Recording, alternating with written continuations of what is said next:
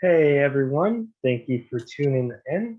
My name is Hugh, and this is the Tell Your Story podcast, where we have survivors, allies, and victims of sexual assault, domestic violence, gender violence, and more being able to share their stories and have a discussion about changes that we want to see within our communities, businesses, and organizations. And today's guest I have with me is Rayanne Mitchell, uh, who is an old friend from back in the day. Coming on to share her story. So, everyone, viewers and listeners, welcome Rayanne onto the show. And Rayanne, give the viewers and listeners a little bit about yourself. Yeah, thanks, Conzel. Hey, everyone. Like I said, my name's Rayanne Mitchell. Currently, I just finished up my bachelor's degree at Tiffin University. I am a proud wife to the love of my life. And yeah, I'm super excited to be on here today just to tell a little bit more about my story. Awesome. So, to just get into it. What what will this story entail in terms of of what you're sharing to? Because I know this is very personal, and I can imagine it's also very hard for you to share. So delve a little bit into that before going to like the real like details of your story and stuff like that. Yeah. I am actually a survivor. That's a start to it. It happened back in 2020, so pretty recent still. But through that, learned to become such an ally and a voice for women. And at that time, I was still living on campus and things like that. I was an RA, so which is a resident advisor for college students.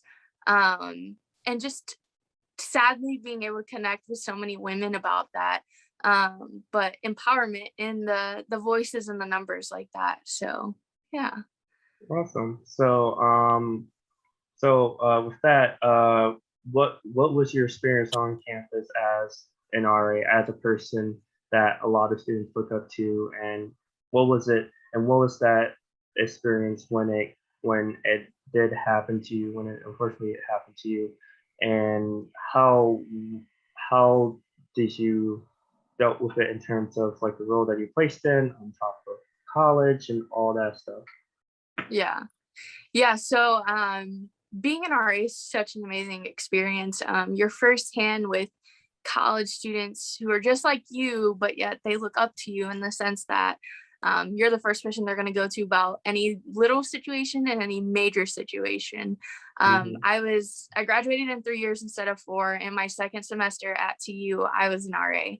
And that's how I fell in love with campus life and just being a major advocate for different organizations and things like that on campus. And going through this experience, like I said, something you don't want to relate with people on, right? But 100% being able to, like I said, people coming to me and being able to share their stories with me.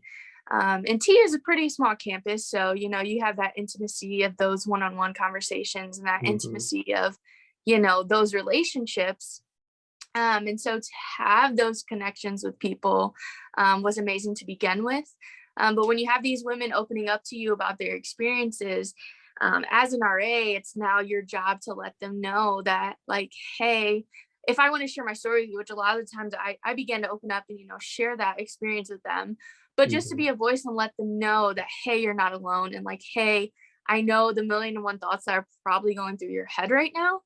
And I want you to know that like you're valid in all of those and you're going to have to feel through all the stages of grief and you're going to go through all the motions, but like Hmm. you have someone in your corner who can be there through them all with you. Hmm. um, and the nice thing about TU is that the support system from like administration and things like that is immense. And so I know a lot of campuses strive for that, and so I really applaud them for just how much of an advocate they are. I mean, every campus has a specific group of workers, specific group of people to be those advocates, but with the intimacy and closeness of that university, you can truly feel as though you have people in your corner for whatever you may need. And so that's pretty awesome too. Awesome. With that, were there a lot of resources at your disposal then to be able to handle what you have to deal with, and then did you guys also have like a Title IX office as well too, as like every other college campuses throughout the country as well? Yeah, so yeah, we had a Title IX office. And when it first happened, I went through the stage of disbelief, and so I kept it to myself for a few weeks. And I didn't want anyone to know because I was ashamed, and I was going through all these different thoughts, right? Mm-hmm. And so I actually knew a friend who was in that office. She worked as like an intern kind of in there as a student worker. And she was the first resource I kind of reached out to, and she kind of opened up a world of different things for me. Um, at the time it was a current boyfriend of mine, and so he didn't go to TU, but I was still so in the stages that I needed to, you still need to talk about Mm-hmm.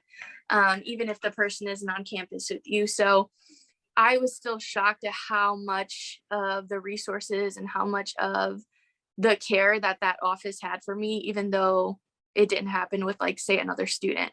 Mm-hmm. um and so they were very resourceful. They were very um, with me. So they were, in terms of like not making me want to make a choice one way or the other, or to do X, Y, and Z, just to kind of walk alongside me and whatever you need, kind of like that Mm-hmm. float that would keep you up and support you when you need it. So yeah.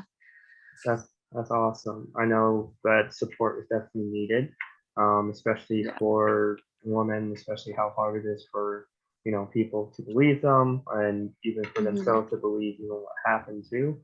And I mean, Yeah. this also can like apply to like men as well too, because I know Right. like at least like 70% of men, I believe, and this was like stated on Rain's own website. And if you don't know what Rain is sort of like the biggest anti sexual violence organization in the nation, which help with like the education and help with like the awareness of sexual assault and sexual violence, and more specifically on college campuses, and deal with like a lot of like the local organizations too as well to help implement those, and also are in charge of the hotline for that too. Um, but still, even then, it's still like pretty hard to, and um, especially if like people are coming into the state, like especially in this day and age now where it's like hard to believe who and what too. So it's Hmm. very important for not only you, like for you, but also other like women, other men, other people who are affected by this to like have a space where they can Hmm. be believed first and help them go through that process in the right way that is possible. So with that, with that said, what was the process like for you then with dealing with your uh, current boyfriend at the time back then? And did you like eventually break it off with him over a period of time? Did you try talking to him? Like, what was that like dynamic like after the initial incident happened, going to Title IX and stuff like that? Yeah. So you got a lot of you don't know me if you're listening to this, but I've always been a very bold, a very honest, open person. I say what's on my mind. And for the first time in my life after this happened, I was in such a state of shock and disbelief, that I didn't know how to be open and honest about it. So it took me about a week to fully open up. And I spoke with the current boyfriend at the time, saying, "Hey, like, do you recognize what happened the other night?" He was very intoxicated, which isn't an excuse, but definitely played a huge factor. And his response was no. He was kind of in doubt, I guess, himself. And with that, it allowed me to stay in disbelief more that it didn't really happen, and that I was, just kind of going through the motions with that, until reaching out to one of my friends who worked in the Title IX office, and she was able to say, like, no, Rayanne, like, you're not wrong for feeling that. You're not wrong for recognizing that. And so I want you to be able to, press into the resources that are there for you. And then so I consulted with higher up person in the housing department. Of course, we're all mandatory reporters. So she then had to, let the Title IX office know, which I already knew what was going to happen, but I wasn't ready to make that step for myself. Right.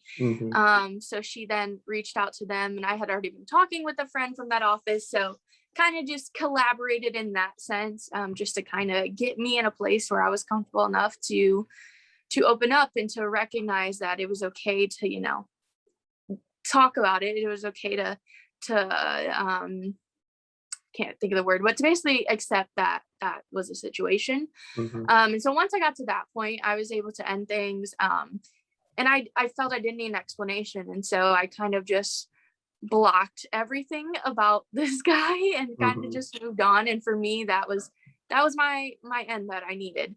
Until this day, I mean, so I shortly after met my boyfriend at the time, who's now my husband, and was very honest at that point, because I came to a very strong acceptance of it. I don't want to say acceptance because that can be taken the wrong way, but I accepted in my brain. I knew it happened and I was okay to talk about it. And I was very honest with him that these struggles are going to be something that forever remain with me. But it was nice to talk to another guy, to understand, just to have someone understand, because at that time, after that happens to you, you kind of, whether you're a guy that it happens to or a woman that happens to, you look at the other person now and you're like, I don't ever want to be around anyone of that gender or things like that, So it was nice to speak to someone who could, apologize for someone else's actions that wasn't even their room to apologize for, but that understood. So I think the biggest thing is just to have people around you that will surround you with the support and the attention you need during that time. Definitely. And I imagine that was also very important to you and very freeing to you too, especially being able to get to the point to where you can, be yourself again, and be able to, open yourself up to someone new again. How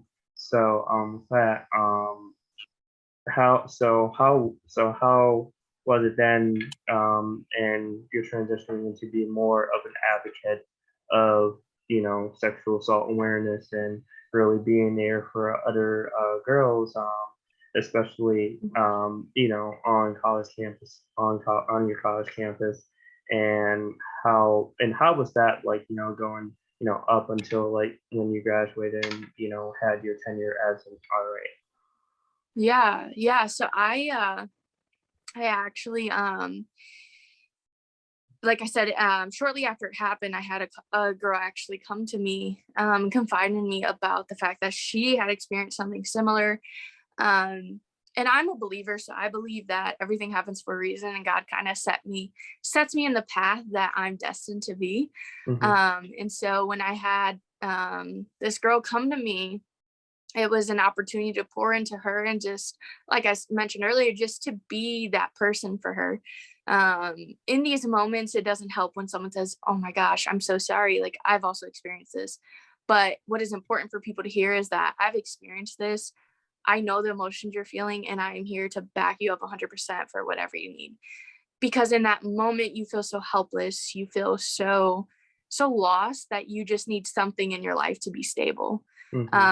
And when you're on campus, and nothing is stable, right? You're a college student. Your life is chaotic. You don't know your next day. You're trying to fit everything together, right? And so when you have this mess of a thing come into your world, you just need that one thing to be stable. And so as an RA, not even just sexual assault, but relationship violence and things like that, I had to be a voice for those women, because so much chaos in your world, you don't recognize when you need to be a voice for yourself. And so I'm just thankful that I was able to kind of show how I can be there for them.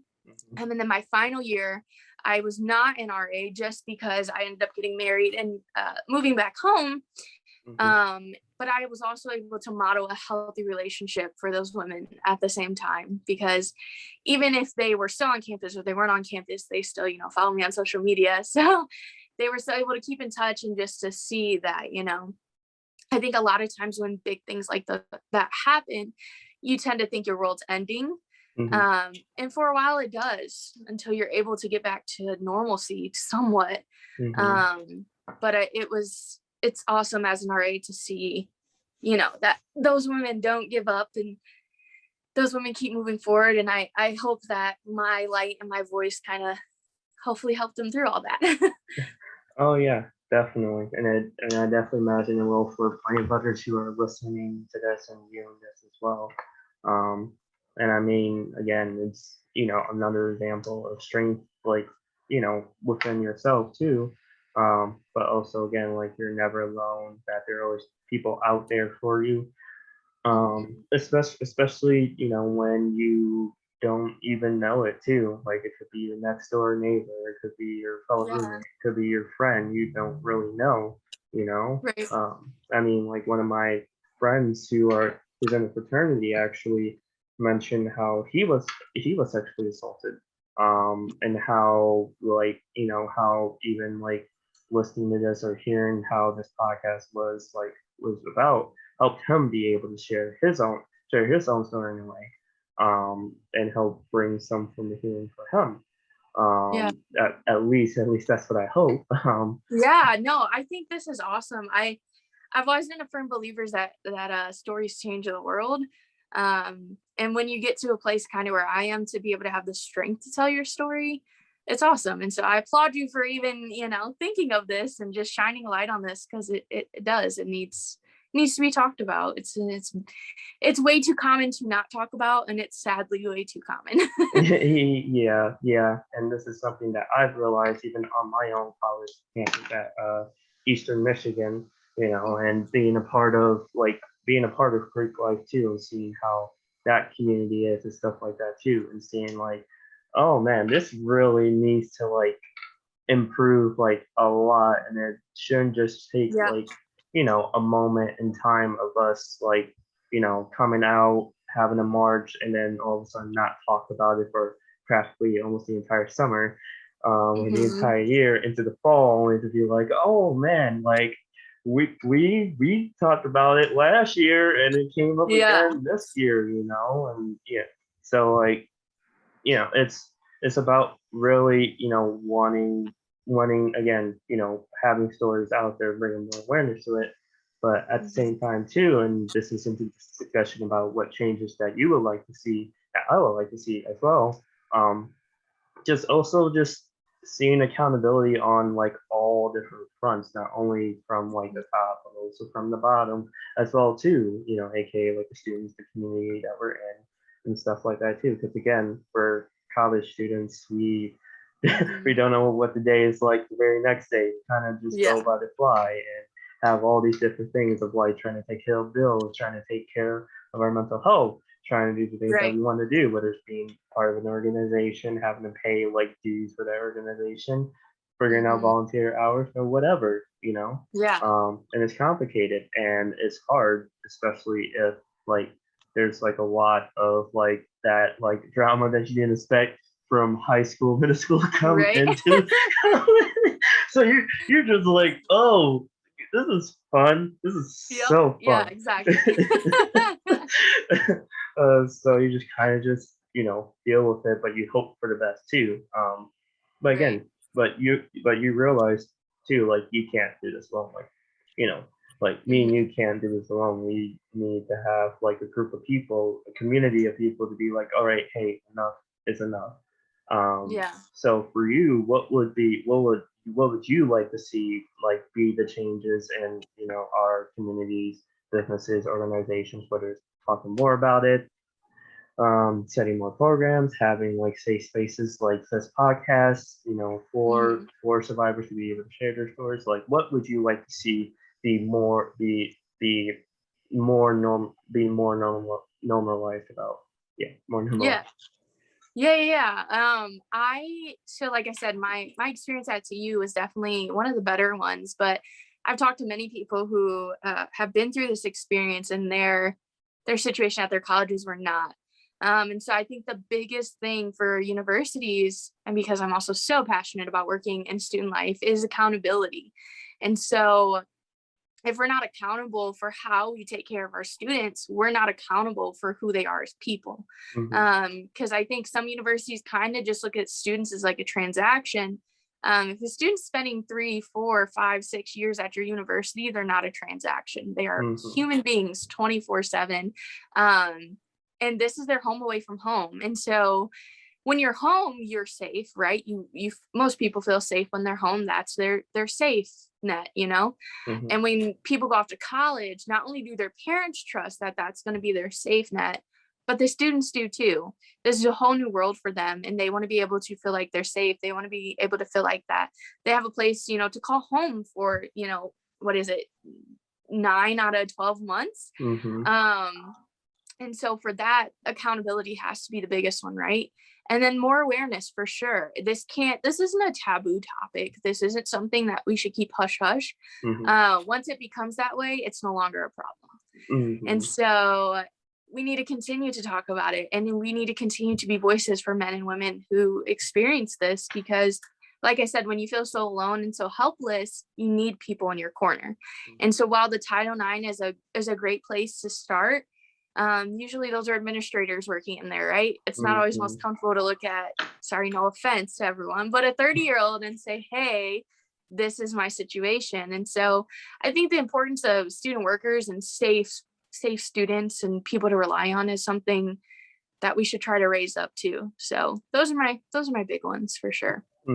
Yeah, definitely. And you know, so this topic alone is a very complex systematic issue too. You know, it doesn't just stop with like one community. This affects every single type of community, whether you are a person of color, whether you're part of the LGBTQ community, whether you're in athletics, whatever. Like this is again something that affects all different types of people. I mean, the last episode I had was of a former police officer who was specifically trained for this type of stuff, and even she was like affected from her husband in terms of like domestic violence and stuff like that too.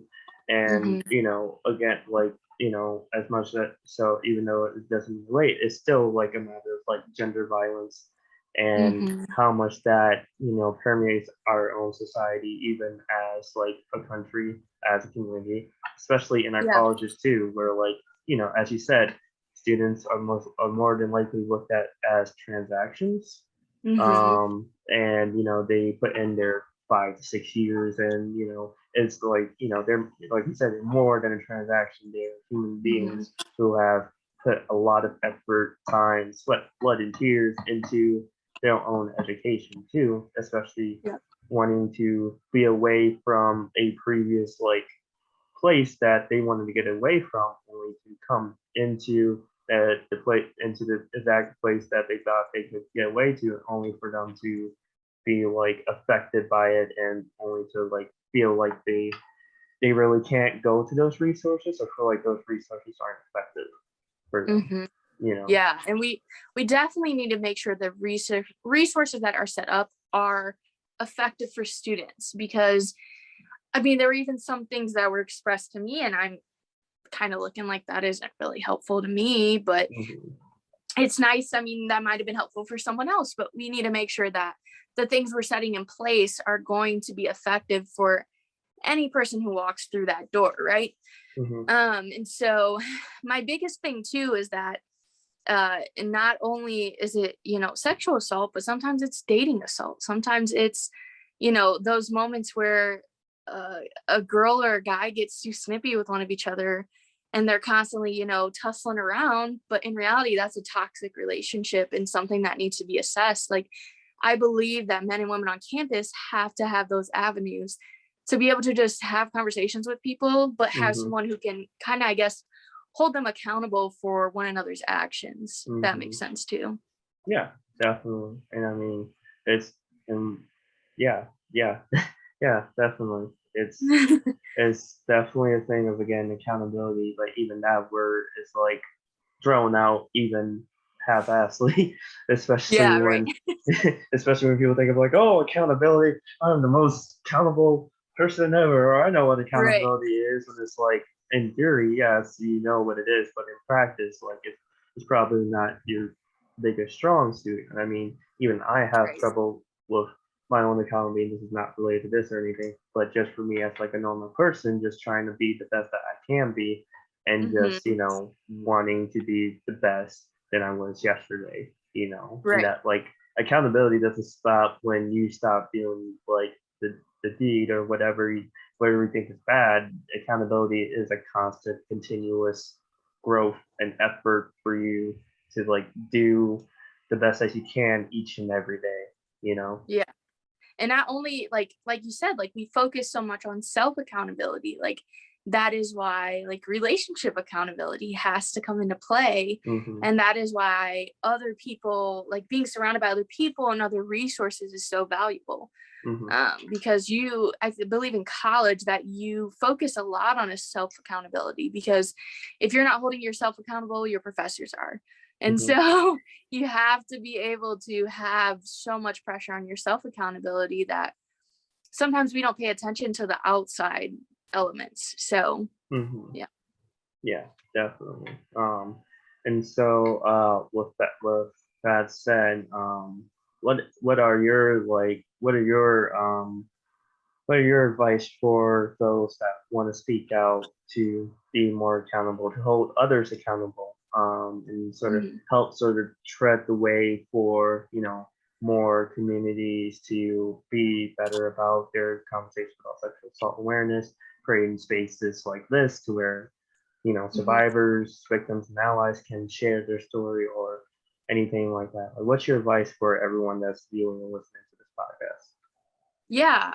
My biggest thing is don't be afraid.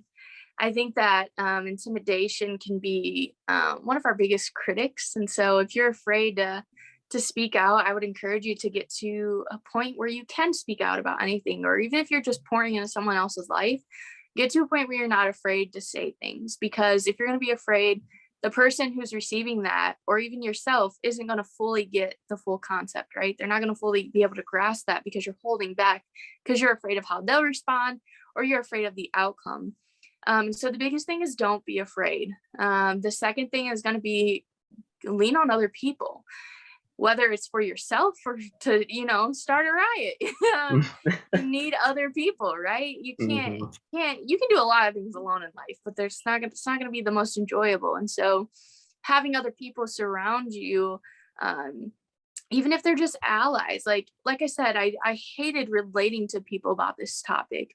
It's amazing to relate to people, to be there for them, but you can have people who just back you up and back up the people you're reaching out to and you're loving on. And so the biggest thing to keep in mind is just to don't be afraid, and to bring people with you, because those two things are going to be your armor when you're speaking just about this. Because I think intimidation and fear holds a lot of us back. Hmm. With fear, you'll never get anything done. With fear, you're just facing a lot of judgment, or you're ready to face a lot of judgment. So, Hmm. yeah. Awesome. Yeah. So, with that said, guys, this has been an awesome talk, Rayanne. And I hope a lot of viewers and listeners were able to get value from what you shared, what we've discussed, and be able to sort of implement into their own lives and their own communities and what changes to like do. So, with that said, thank you guys for tuning in and listening to the podcast. If you would like to, see more episodes and get caught up notified, please subscribe down into the subscribe button on YouTube if you're watching this on YouTube, and then if you're listening on Spotify, share the link around to your friends or coworkers or anyone you know that would be interested in hearing this. And then if you would like to help support this podcast as well, we also have a Patreon page. So if you would like, yes, this Patreon page is set up. Still trying to figure out what to do with it, but the Patreon page is there to help get things a little bit more nicer for this podcast. Hopefully, get better equipment, but most probably be able to help pay the bills. Because again, this is something that I'd like to do forever and for a long time too. But I know things cost money. Right. Yeah, and as much as I hate to ask, it would be greatly appreciated if you could. So please support the Patreon page. The link will probably be in the description below. And then if you're listening to Spotify, there'll probably be a description somewhere in the description on that as well somewhere. I'll figure it out and you'll find out. But that said, I'm tuning out. Man, stay by. Bye. And we'll catch you guys on the next episode. So peace. Yup.